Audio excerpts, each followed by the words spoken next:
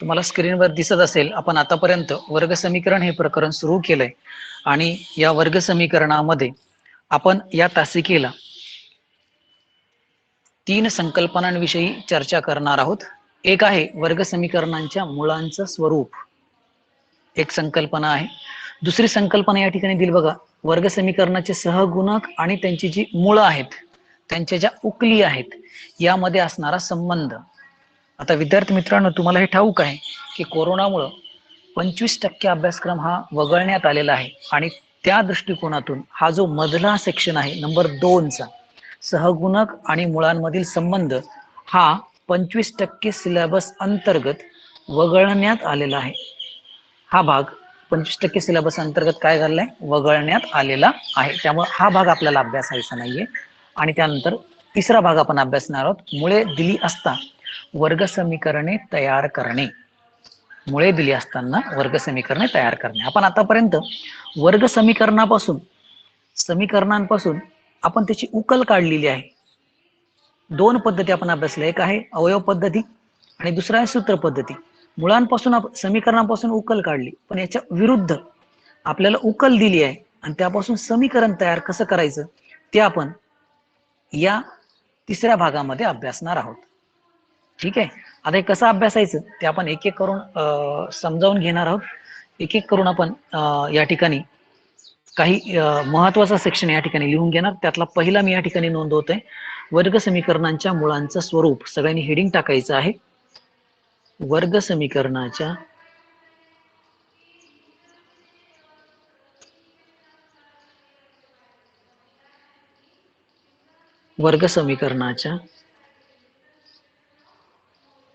मुळांचे स्वरूप.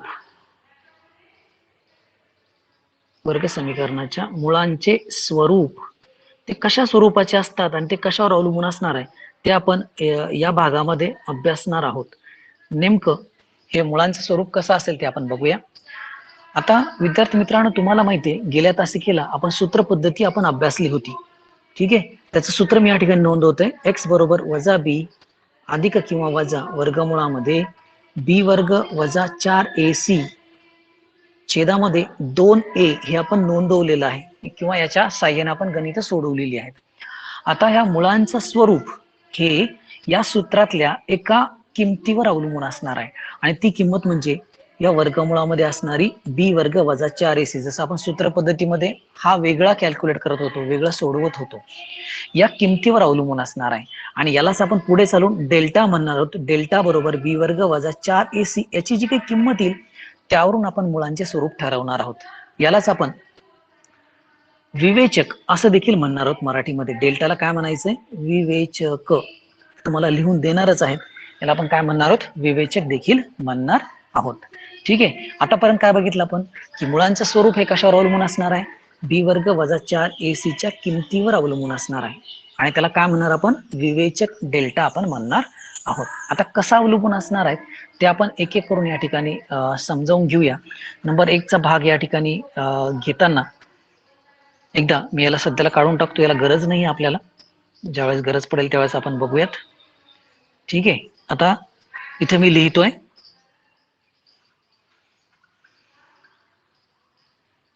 नंबर 1 पहिली अट, b वर्ग किंवा त्यालाच आपण डेल्टा म्हणूया, डेल्टा बरोबर b वर्ग वजा 4ac याची किंमत ही जर धन आली, धन म्हणजे शून्यापेक्षा मोठी, कितीही धन असेल, धन संख्या आपल्याला मिळाली तर मुळे त्याचे जे काही उकल आहेत ते उकल किंवा मुळे ही वास्तव संख्येपैकी असणार आहे. वास्तव व असमान सारखी असणार नाही, 2 वेगवेगळी येणार आहेत या ठिकाणी. मुळ वास्तव व असमान असणार आहेत. ठीक आहे.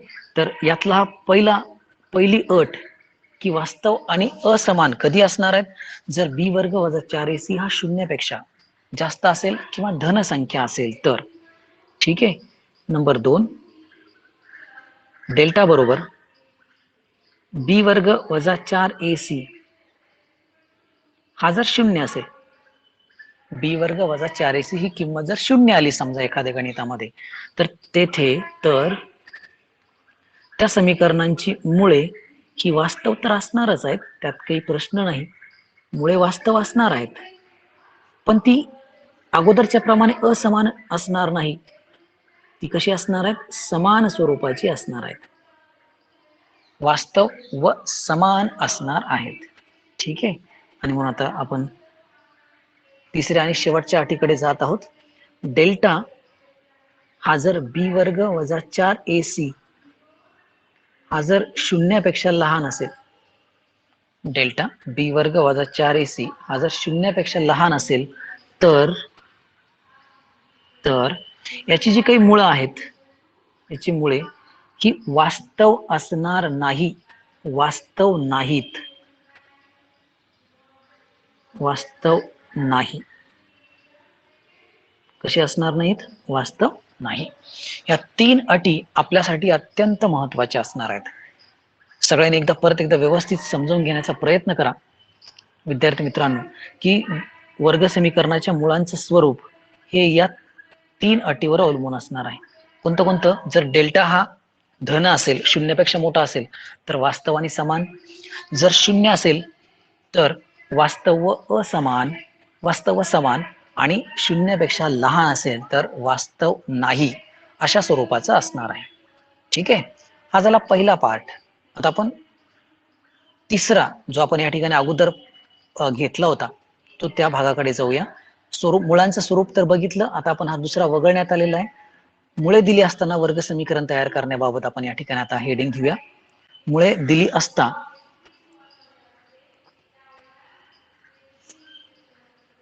मुळे दिली असता मुळे दिली असता वर्ग समीकरण तयार करणे.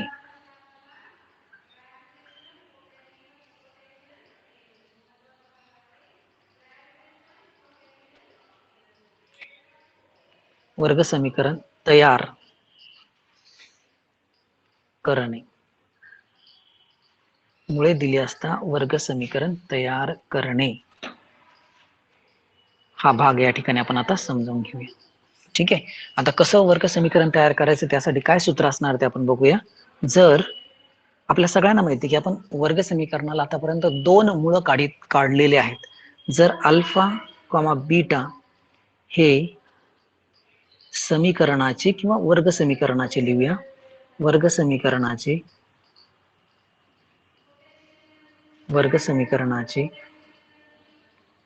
मुळे असतील, मुळे असतील, मुळे असतील, मुळे असतील, तर ते वर्ग समीकरण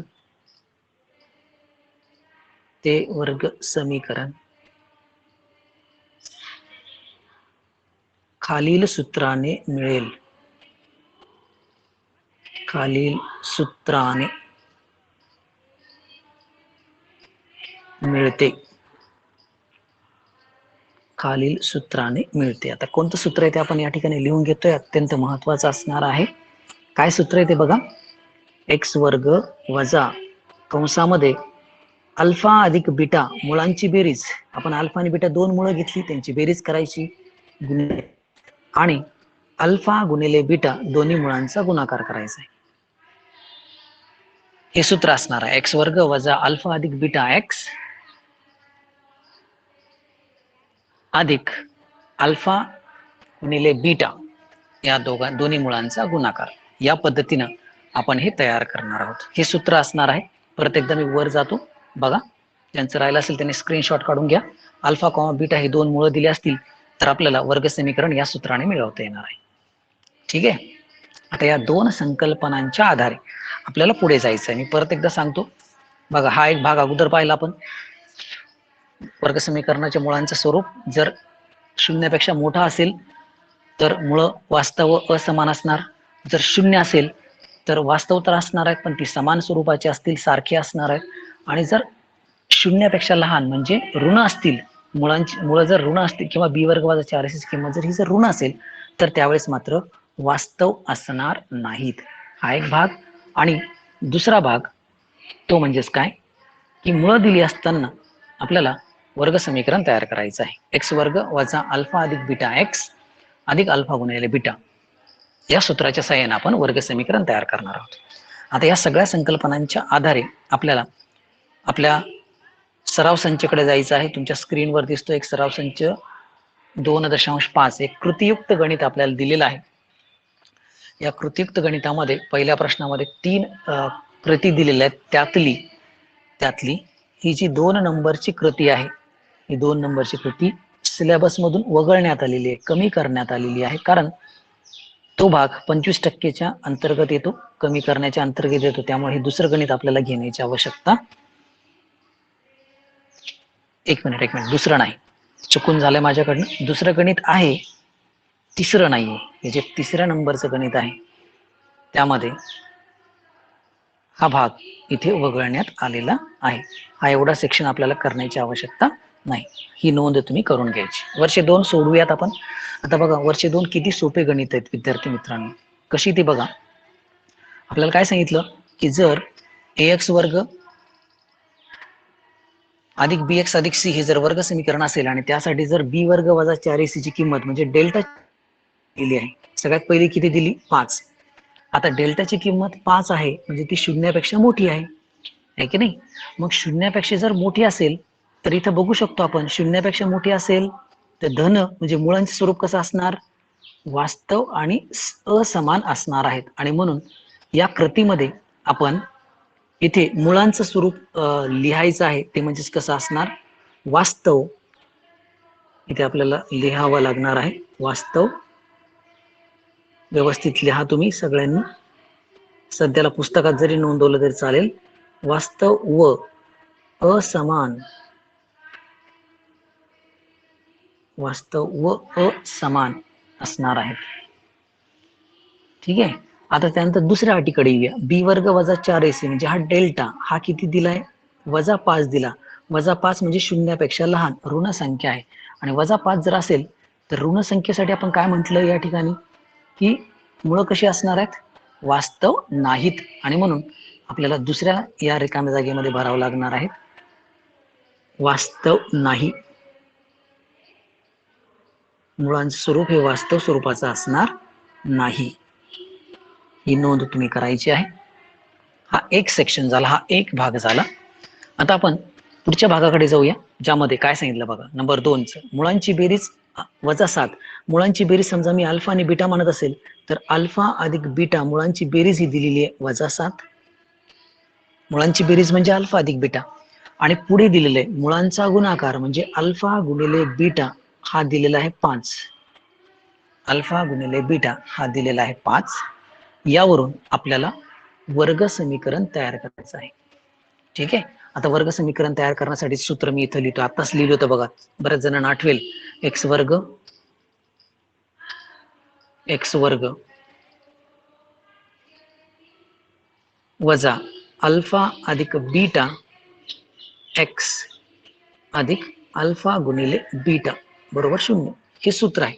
या सूत्रामध्ये आपण किमती ठेवत जाऊया. बघा हा एक्स वर्ग हा वजा अल्फा अधिक बीटा आपण अगोदरच काढलेला आहे किंवा दिलेला आहे वजा 7 कंसामध्ये लिहूया एक्स आणि अल्फा गुणिले बीटा तो आहे 5 बरोबर 0. आणि म्हणून एक्स वर्ग हे वजा वजा होणार आहेत अधिक 7x अधिक 5 बरोबर 0.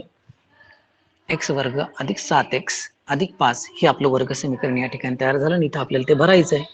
एक्स वर्ग अधिक 7x अधिक 5 बरोबर 0. या पद्धतीने आपण ही दुसरी कृती देखील पूर्ण करू शकतो. कृतीयुक्त गणित परीक्षेमध्ये हे विचारलं जात असतं, त्यामुळे या गणितांना व्यवस्थित पद्धतीने तुम्ही करून ठेवायचं आहे. ठीक आहे. स्क्रीनशॉट काढून घ्या. ज्यांचं लिहायचं राहिलं असेल त्यांनी स्क्रीनशॉट काढायचा आहे, कारण तुम्ही हे वहीमध्ये सगळं सध्या लगेच नोंदवू शकत नाही. तुम्ही नंतर लिहिलं तरी चालेल. आता यानंतर आपण पुढे जातो. प्रश्न हा पहिला झाला. प्रश्न क्रमांक 2 कडे जायचा आहे. यानंतर प्रश्न क्रमांक 2. दुसरा प्रश्न काय? विवेचकाची किंमत काढा. विवेचकाची किंमत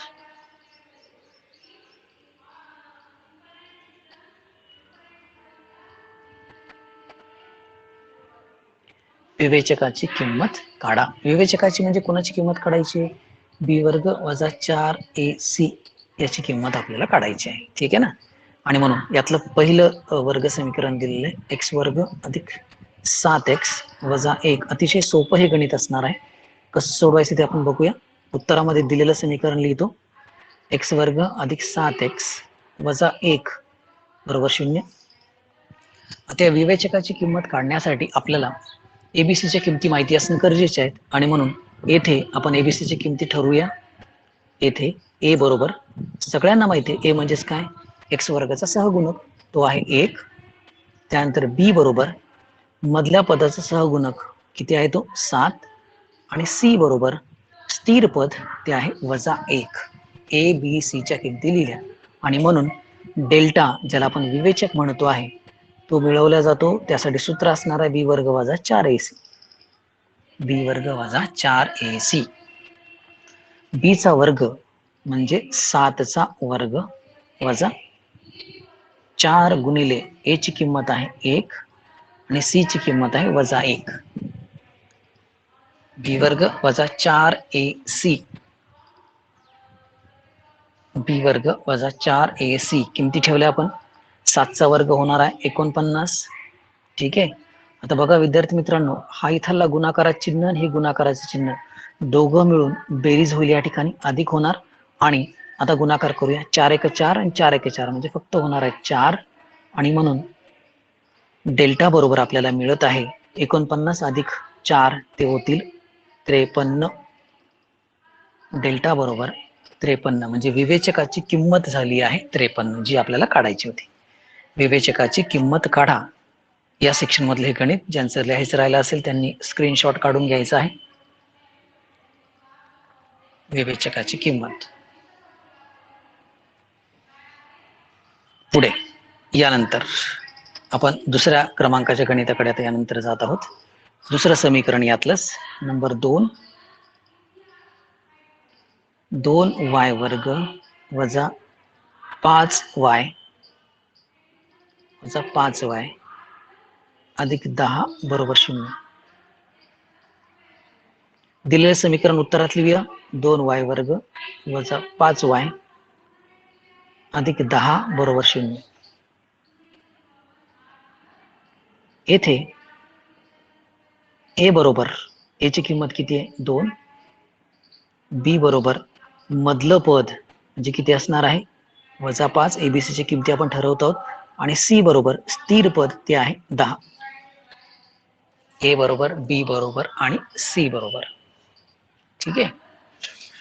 विवेचकाची किंमत काढायची म्हणून डेल्टा बरोबर सूत्र लिहूया. डेल्टा बरोबर बी वर्ग वजा 4ac. डेल्टा बरोबर बी वर्ग वजा 4ac. किंमत ठेवत आहोत. डेल्टा बरोबर बी चा वर्ग म्हणजे वजा 5चा वर्ग वजा 4 गुणिले ए ची किंमत आहे 2 आणि सी ची किंमत आहे 10.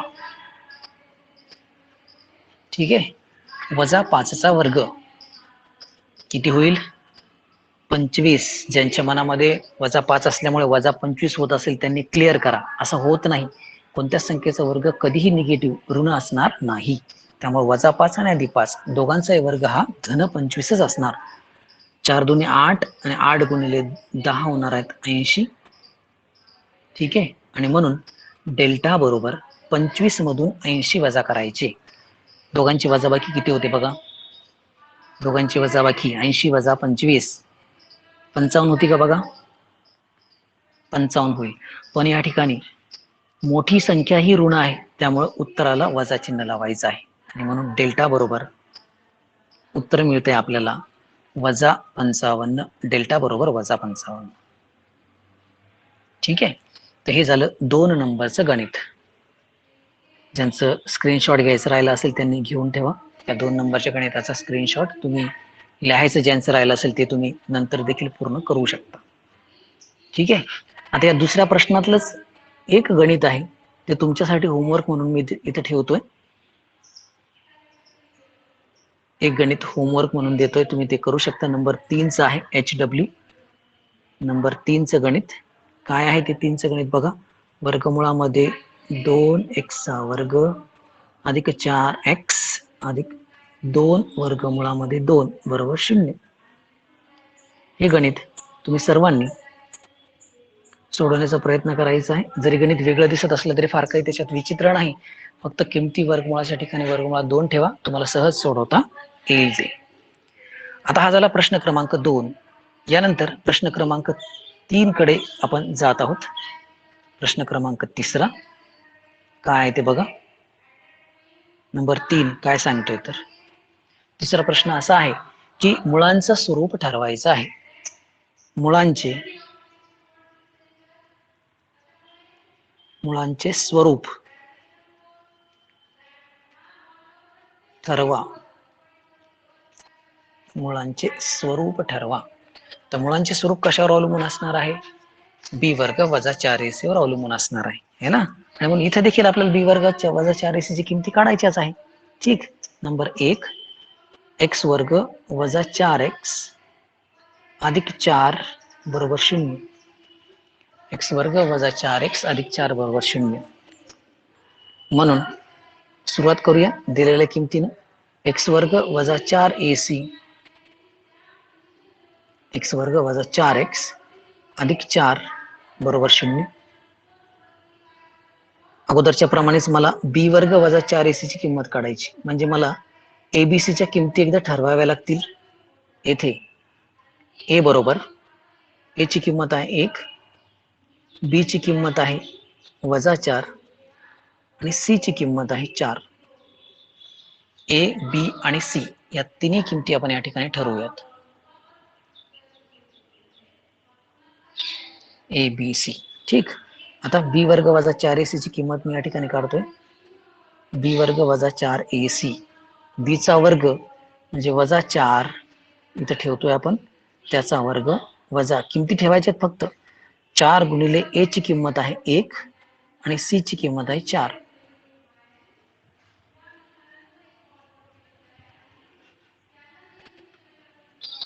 b वर्ग वजा 4ac, वजा 4चा वर्ग आता सांगितल्याप्रमाणे तो धनच असणार 16 आणि 4 गुणिले 4 हे देखील किती होणार आहे? 16 होणार. आणि म्हणून येथे आपल्याला डेल्टाची किंमत मिळत आहे. डेल्टा बरोबर 4ac किती मिळते? याची किंमत 0 मिळत आहे की नाही. आणि म्हणून आपण या अगोदर देखील मुळांचं स्वरूप हा पार्ट बघितला होता बघा. मुळांचं स्वरूप हे जर डेल्टाची किंमत जर 0 येत असेल, डेल्टाची किंमत 0 येत असेल तर मुळांचं स्वरूप कसं असणार आहे? वास्तव व समान असणार आहेत. आणि म्हणून आपण या भागाकडे आता येऊया. जर डेल्टा बरोबर हा जर 0 असेल तर म्हणून समीकरणाची मुळे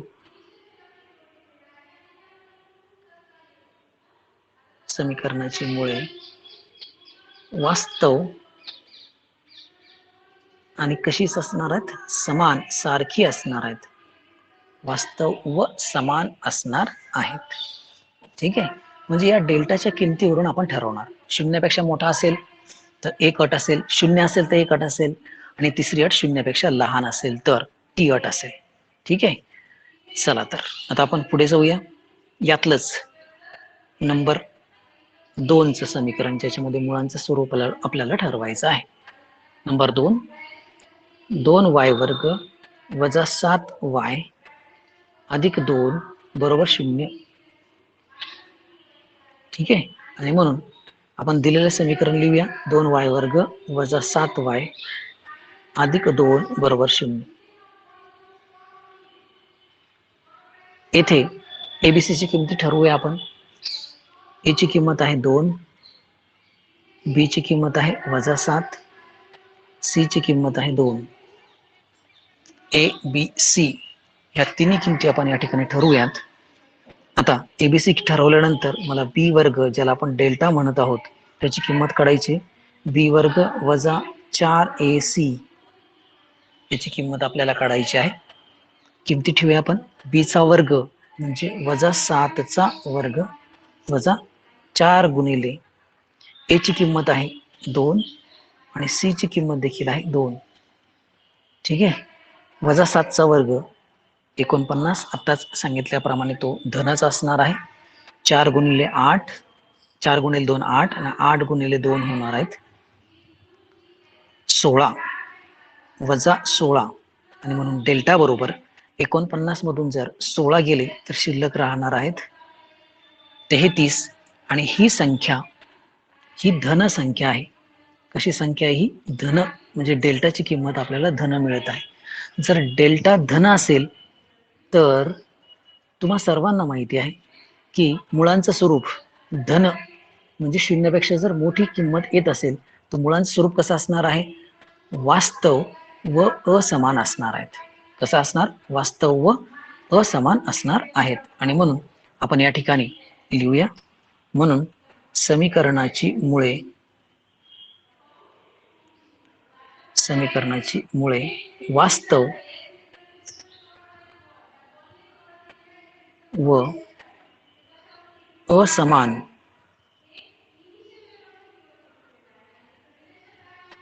आहे. वास्तव आणि कसे असणार आहेत? असमान असणार आहेत. ठीक आहे. तर याला आपण मुळांचं स्वरूप ठरवण्यावर आधारित गणित म्हणणार आहोत. आता यानंतरच्या पुढच्या सेक्शन मध्ये ज्यांचं राहिलं असेल त्यांनी एकदा स्क्रीनशॉट काढून घ्या. तसं तुमच्या ग्रुपवर देखील याचे स्क्रीनशॉट पडतील. ज्यांचं कोणाचं लिहायचं राहिलं असेल त्यांच्यासाठी हा एक भाग, नंतर उरलेला भाग, याचा स्क्रीनशॉट घ्या. तर यानंतर आपण एक महत्वाचं आणखी एक सूचना तुम्हाला सांगतो आहे की तुमच्या अभ्यासक्रमामधून प्रश्न क्रमांक 5,6 हे वगळलेले आहेत तुमच्या सराव संचमधले. तशी नोंद तुम्ही तुमच्या वहीमध्ये किंवा तुमच्या पुस्तकात करायची. वगळले आहे या वर्षीच्या परीक्षेच्या दृष्टिकोनातून. ठीक आहे. 5 आणि 6 हे वगळलेले आहेत. ठीक. त्या अगोदर आपला प्रश्न क्रमांक 4 राहिला आहे ते आपण घेऊया. प्रश्न क्रमांक 4. आपल्याला या ठिकाणी वर्ग समीकरण तयार करायचं आहे. वर्ग समीकरण तयार करा. आता वर्ग समीकरण तयार करण्यासाठी आपल्याला मुळांची जोडी दिलेली आहे. 0 व 4 म्हणजे 2 उकली दिलेल्या आहेत आपल्याला. काय दिलेलं आपल्याला? 2 उकल उत्तर दिलेली आहेत. मग उत्तरामध्ये आपण सुरुवात समजा पासून करणार आहोत. समजा यातला पहिला जो आहे तो त्याला आपण अल्फा मानूया. पहिल्याला काय मानायचं? अल्फा. आणि जो दुसरा दिलेला आहे त्याला आपण बीटा मानायचा आहे. अल्फा बरोबर 0, बीटा बरोबर 0. ठीक आहे. आता आपण या ठिकाणी अगोदरच पाहिलंय विद्यार्थी मित्रांनो की मुळांपासून वर्ग समीकरण तयार करायचं असेल तर हे सूत्र आहे. आपल्याला अल्फा अधिक बीटा लागेल, दोघांची बेरीज, आणि अल्फा गुणिले बीटा दोघांचा गुणाकार लागणार आहे. तो आपण या ठिकाणी मिळवण्याचा प्रयत्न करायचा आहे. ठीक आहे. आणि म्हणून त्या दृष्टिकोनातून आपण दोघांची बेरीज काढूया. अल्फा अधिक बीटा आणि अल्फा गुणिले बीटा अशा 2 किमती आपण काढणार आहोत. अल्फा अधिक बीटा म्हणजे काय? 0 अधिक 4, 4 होणार. त्यानंतर अल्फा गुणिले बीटा 0 गुणिले 4, 0ने कोणत्याही संख्येला गुणाकार केला तर 0 मिळणार. ठीक आहे. आणि म्हणून आपण या ठिकाणी सूत्र लिहूया. म्हणून वर्ग समीकरण तयार करण्यासाठी सूत्र आहे x वर्ग वजा अल्फा अधिक बीटा x अधिक अल्फा गुणिले बीटा बरोबर 0. x वर्ग वजा अल्फा अधिक बीटा x अधिक अल्फा गुणिले बीटा. किमती ठेवूया.